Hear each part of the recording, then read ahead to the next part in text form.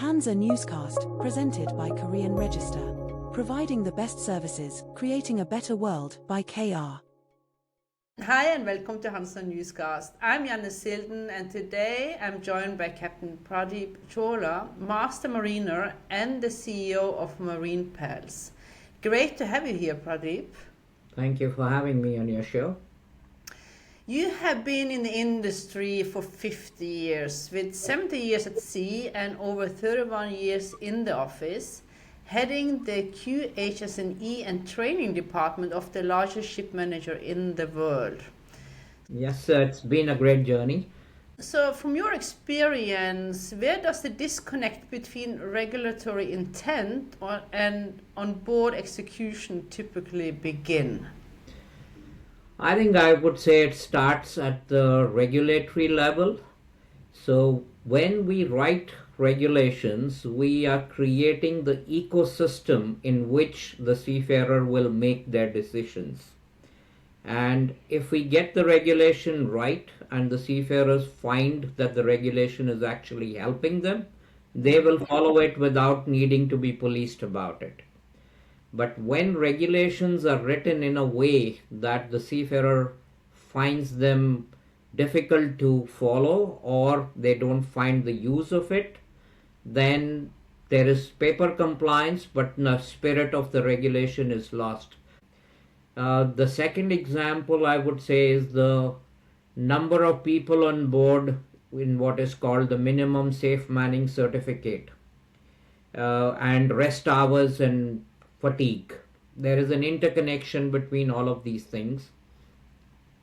The seafarers are continuously saying that this regulation, given the number of people that we have on board, is nearly impossible to follow. I'll give you further statistics on it. A typical ship, a bulk carrier or a large tanker, has around 3,500 maintenance tasks per year that the seafarer is meant to be doing in order to maintain his or her ship in good condition. That coupled with the number of port calls, coupled with the number of, with the people on board, it's nearly an impossible task to do the maintenance, do the ship operations, load, discharge cargo, navigate safely. And that connection is caused a lot of creative entry of records, and the seafarers are saying enough is enough. We can't do more tasks anymore with the number of people you've given us. But the regulation allows the company to say what they think is the number of people required, and the flag states are supposed to certify that after checking. In reality, because the flag states also vie for business against each other. Liberia versus Panama versus whatever other flag.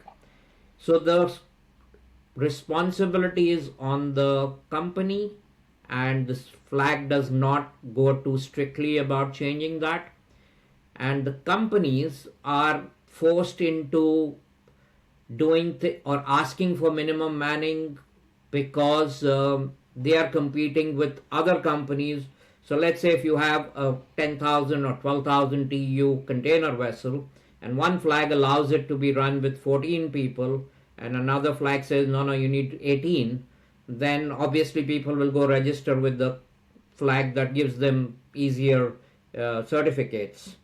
So that's what I mean, that if the regulatory framework is not right, then the whole system below that gets affected. And like in anything else, the command and control systems, they create the ecosystem, and that's where the context of how a decision is made is based on what is the things around it. So if I have only 3 people and I need to get the job done and there is pressure on me to sail out of the port quickly, as the captain of a ship, then I'm forced to say, okay, we will say we worked 8 hours when actually we worked 10 hours. Yeah. So regulatory framework is very important to get it right and to listen to the seafarers, because the best solutions always come from the people at the sharp end. They know the problems, they know the solutions, but quite often we don't listen to them. So when does safe manning on paper stop being safe in operational reality? Certificate says this is the minimum number of people that you need to sail the ship. Yeah. It does not take into consideration operational issues because they are impossible to predict. There are other issues that which are, I would say, more in the realm of economics, because a small ship in the North Sea is competing with rail and truck traffic. The wages of a full European crew are twice that of an Asian crew. And so the ship owners obviously have this thing that, I should not be asked to put more people on board because I have to compete with the trucks and the rail, and my crew is more expensive. But the Asian ship owner has an advantage over that. So when we try to balance out of all of these things, that's when it becomes difficult to write regulations. There are many such things in regulatory framework which constantly need to be looked at. I mean, probably today the ISPS code is not as critical as the way it was when the world had a lot of terrorism going around, which seems to be, maybe under better control now. So regulations need to be looked at again and again. Yeah, updated to the current status quo. Yeah. You are also currently campaigning to have defibrillators placed on board ship. Does the need for such equipment highlight a deeper contradiction that operational redundancy is reduced in manning, yet emergency responsibility on board kind of expand based on the pressure? This one is a very simple goal in my life to get this done. If you walk around in any Western society or even in many other countries around the world, you will see a AED equipment in a supermarket, in a mall, in a movie theater, right? Why is it there? Because if there is a cardiac arrest, we need that help to happen within the first 3 or 4 minutes. Yeah. And the seafarer is in an isolated environment where the doctor on call may take 20 minutes to come online, and there is no real help available sometimes for days after someone has had a cardiac episode. The cost of that equipment is, I would say, less than $2,000 or somewhere in that region. I mean, we legislate to say the number of fire extinguishers on board shall be so many, the number of fire hoses should be so many, we should have a lifeboat, a life raft, life buoys, etc. So why are we not doing something that can save a life on board? Yeah. Do you have any numbers how often this equipment could have saved life? Like, does there exist statistic about it, or is it the kind of not documented that well? I think it's 40-50% better chances than someone who's not had AED applied to them. But from my own experience, in a company where we had 30,000 seafarers, I remember at least 2 cases where I really wished that this equipment was available and the outcome would have been better, because all of these gadgets now, they come with voice instructions, and people who have been familiarized with the equipment one time can certainly use it. There's no major training requirements, it's not a big cost requirement, and it's just a matter of getting the regulatory framework done so that it's made mandatory. Yeah. I don't think any ship owner is going to object to that once it's in the law. Looking ahead to 2030, what would a fit-for-purpose safety culture look like if crew welfare were taken as seriously as regulatory compliance? Safety culture can be very easily defined is, what do people do when nobody's watching them? Are they doing the right thing at that time or not? If they are doing the right thing, you have a good safety culture in that organization.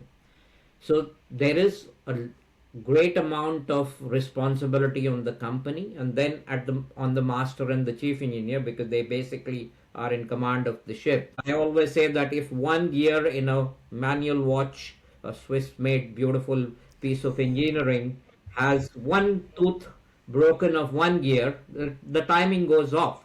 An organization is very similar.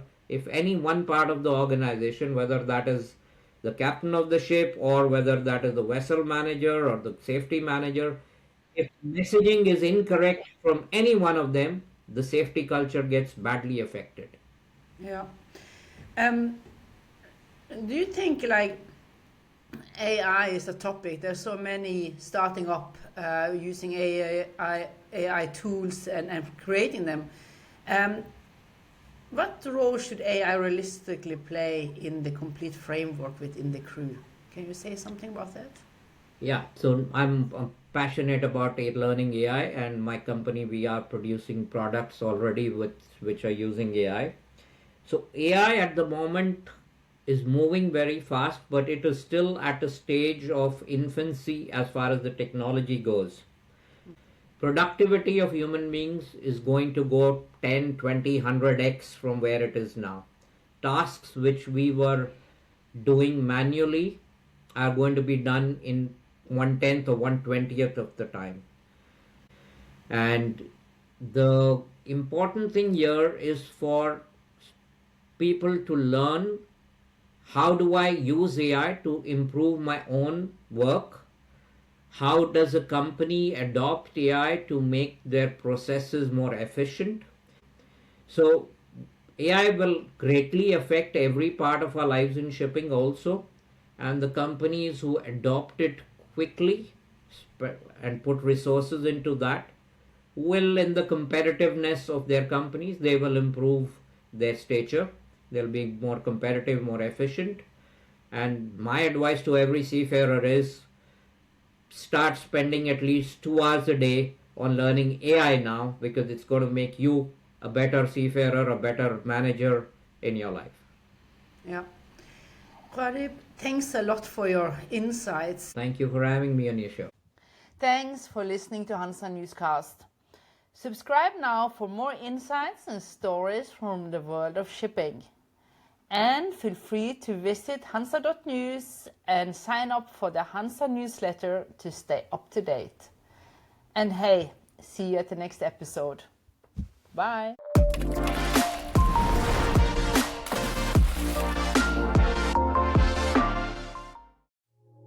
The HANSA newscast, presented by Korean Register. Providing the best services, creating a better world by KR.